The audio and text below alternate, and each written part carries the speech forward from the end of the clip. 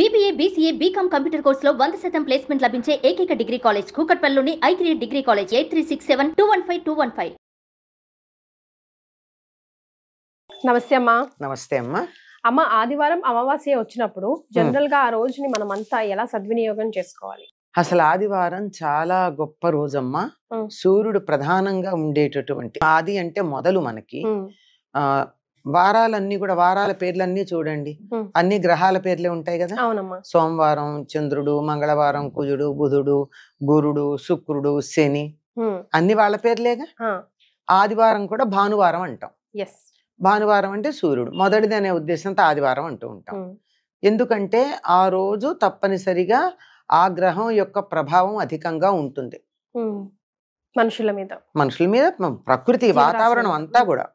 ఇది ఎంత శాస్త్రీయం అంటే ప్రపంచంలో ఏ ప్రాంతంలో వాళ్ళైనా వాళ్ళ భాషల్లో వారాలకి ఈ పేర్లే ఉన్నాయి. ఇంగ్లీష్ లో కూడా ఇవే పేర్లు కదా. SUN Sunday, Mann moon day, అట్లా అనమాట. సాటర్న్ సాటర్డే, అట్లా ఈ గ్రహాల పేర్లే ఉన్నాయి. ఎందుకు ఈ పేర్లు ఇలా పెట్టారు? భాష మారింది గాని విషయం మారలేదు కదా. ఎందుకు అంటే సూర్యోదయ సమయంలో ఏ హోర ఉంటే, హోర అన్నదే దరిదాపుల్లో ఇంగ్లీష్ లో అవర్ అన్న పదం వచ్చింది. HORA hour. ఏ హోర ఉంటే, ఏ గ్రహానికి సంబంధించిన హోర సూర్యోదయ సమయంలో ఉంటే ఆ రోజంతా ఆ గ్రహం ప్రభావం అధికంగా ఉంటుంది. సూర్యోదయ సమయంలో ఆదివారం నాడు ఏ హోర ఉంటుంది, దీన్ని బట్టి సూర్యుడిది ఉంటుంది. సూర్యుడి ప్రభావం. సూర్యుడు ఎవరు? ఆరోగ్యకారకుడు. ఆరోగ్యం భాస్కరాదిచ్చేత అన్నారు. ఆరోగ్యం ఎవరి వల్ల వస్తుంది? సూర్యుడు ద్వారానే వస్తుంది. అంతే కదండి. మన దేశంలో సూర్యకాంతి బాగా ఉంటుంది గనకే ప్రపంచం అంతా గిజగిజలాడినటువంటి సమయంలో కూడా మన దేశంలో ఆ వ్యాధి యొక్క ప్రభావం అధికంగా లేదు. మనకి ఉండాల్సినంత లేదు. కారణం ఏంటంటే సూర్యకాంతి. సూర్యుడే ఎనర్జీకి కారణం. సౌర శక్తికి కూడా మూలం సౌరశక్తి మూలం అంటున్నాం కదా. మూలం సూర్యుడే కనుక శక్తి గాని పోషణ గాని చెట్లకి పత్రహరితం తయారు చేయించేటటువంటి శక్తిని ఇచ్చేవన్నీ మనకి పుష్టిగా ఆహారం ఇవ్వడానికి కారకుడు సూర్యుడే.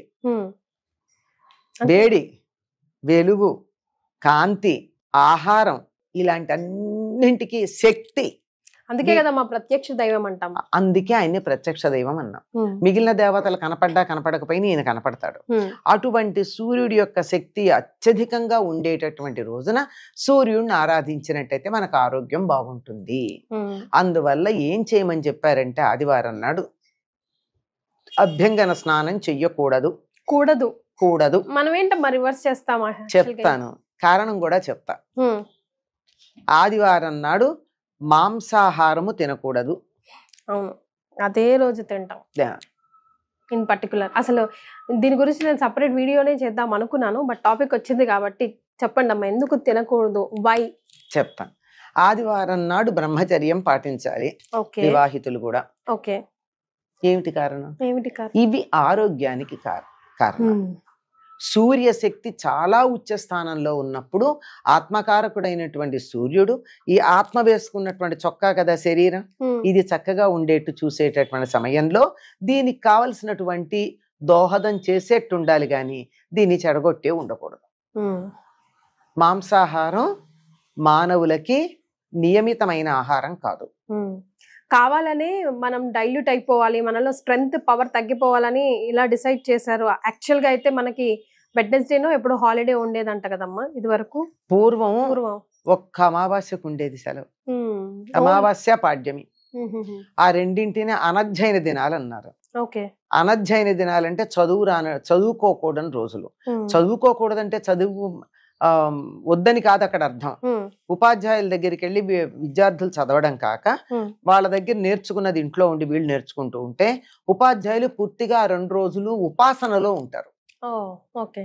వాళ్ళకు కూడా ఉపాసన చేసుకోవాలి. 24 గంటలు చెప్పడమేనా, వాళ్ళు కూడా జపాలు తపాలు అవన్నీ చేసుకుని శక్తి పుంజుకోవాలి కదా.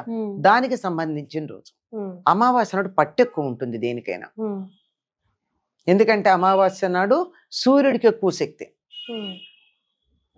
పూర్ణిమ నాడు చంద్రుడికి శక్తి ఎక్కువ ఉంటుంది, అమావాస్య నాడు సూర్యుడికి ఎక్కువ ఉంటుంది. అందుకే ఎప్పుడైనా సూర్యగ్రహణాలు అమావాస్యకు వస్తాయి తప్ప వేరే సమయాల్లో రావు. కరెక్ట్. కనుక అటువంటి సౌరశక్తి లేదా సూర్యుడి యొక్క శక్తి అత్యధికంగా ఉండేటటువంటి రోజు గనక తనని తాను బలోపేతం చేసుకోవడానికి చదువు చెప్పడం కానీ అవన్నీ పక్కన పెట్టి ఎవరికి వాళ్ళు సాధన చేసుకుంటారు. మీరు గమనించి చూడండి, అమావాస్య నాడు మీరు పూజకు గాని ధ్యానానికి గాని కూర్చుంటే చాలా తొందరగా కాన్సన్ట్రేషన్ కుదురుతుంది, డైవర్షన్ తక్కువ ఉంటుంది. అందుకని ఆదివారం సూర్యుడికి సంబంధించింది, అమావాస్య సూర్యుడికి సంబంధించింది.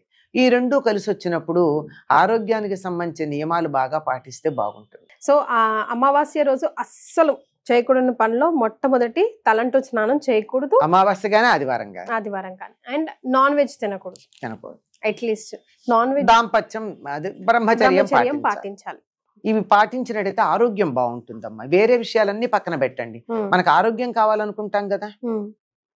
మిగిలిన 6 రోజులు బాగా ఆనందంగా ఉండాలంటే ఆరోగ్యం ఉండాలిగా. ఈ ఒక్కరోజు నియమం పాటించండి. కానీ మనకి ఈ మొత్తం కూడా మన శక్తి క్షీణించడానికి కారణమైనటువంటి ఈ 3 పనులు ఆదివారమే చేస్తున్నాం. ఆదివారం సెలవు గనక అభ్యంగనం, ఒంటికి నూనె రాసుకోవడం, నలుగులు పెట్టుకోవడం, తలంటు పోసుకోవడం, ఇవన్నీ చేసేస్తాం. అది ఈ రోజు మిగిలిన రోజుల్లో అంత కుదరదు గనక మాంసాహారం తినే వాళ్ళంతా రోజు మాంసాహారమే తింటారు. లేదు తింటారు కానీ ఇంట్లో వండని వాళ్ళు చాలా మంది తయారయ్యారు ఈ మధ్య. అంటే మా ఇంట్లో మేము తినమండి అంటారు, కానీ బయటకు వెళ్ళి ఇంట్లో తినరు. చాలా జాగ్రత్తగా అబద్ధం ఆడరండి. మా ఇంట్లో తినమండి, ఇంట్లో తినరంటే వాళ్ళ కుటుంబంలో ఎవరు తినరు అనుకున్నాను నేను. తర్వాత తెలిసింది ఏమిటంటే ఇంట్లో తినరు, అంతేగా. అందుకని బయటకు వెళ్ళి తినడం. మీరు గమనించండి, ఎక్కడ చూసినా హోటల్స్ అన్ని ఫుల్ ఉంటాయి ఆదివారం. అవునమ్మా.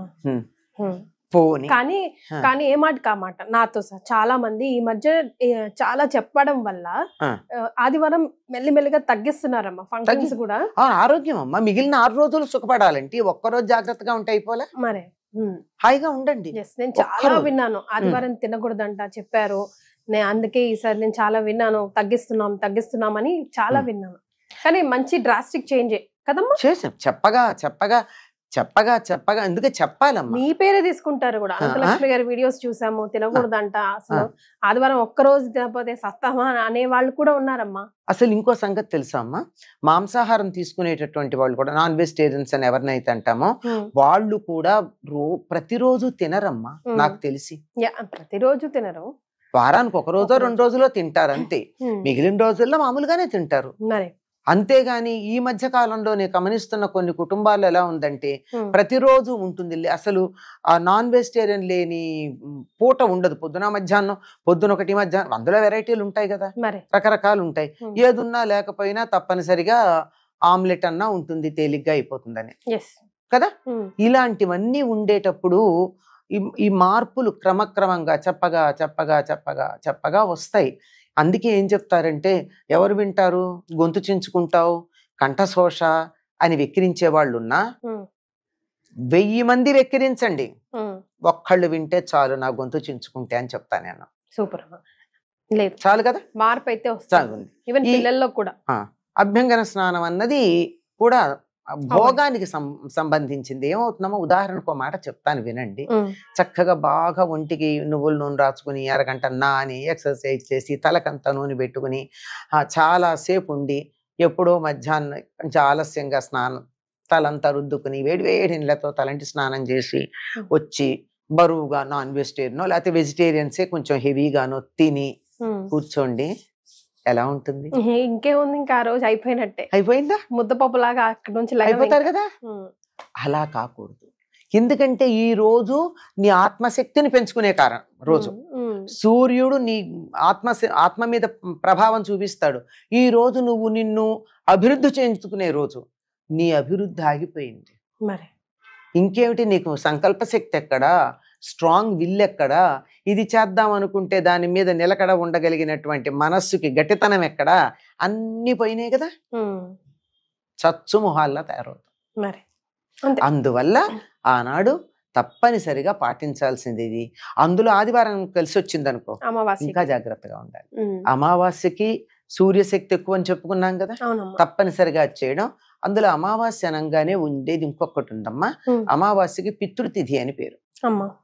పితృదేవతలకి తర్పణాలు ఇస్తారు ఇప్పటికీ సంప్రదాయం తెలిసిన వాళ్ళు. స్నానం చేసి ప్రతి అమావాస్యకి తప్పనిసరిగా స్నానం చేసి తడి బట్టలతో తర్పణాలు ఇచ్చి వీలైతే ఒక బ్రాహ్మడికి పిలిచి భోజనం పెట్టుకుని, అంటే పితృదేవతల్ని తలుచుకుని అలా చేసేవాళ్ళు కూడా ఉన్నారు. అంత కాకపోయినా కనీసం తర్పణాలైనా ఇస్తారు.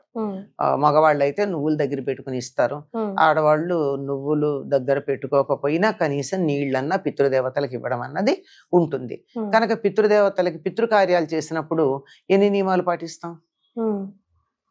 ఆ రోజు మాంసాహారం తినము, మసాలాలు, ఉల్లిపాయ, వెల్లుల్లిపాయ లాంటి తామసిక ఆహారాలు తినం.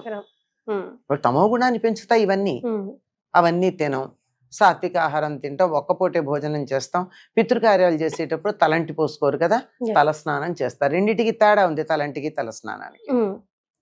తలంటి అంటే నూనె రాచుకుని అభ్యంగన స్నానం చేయడం.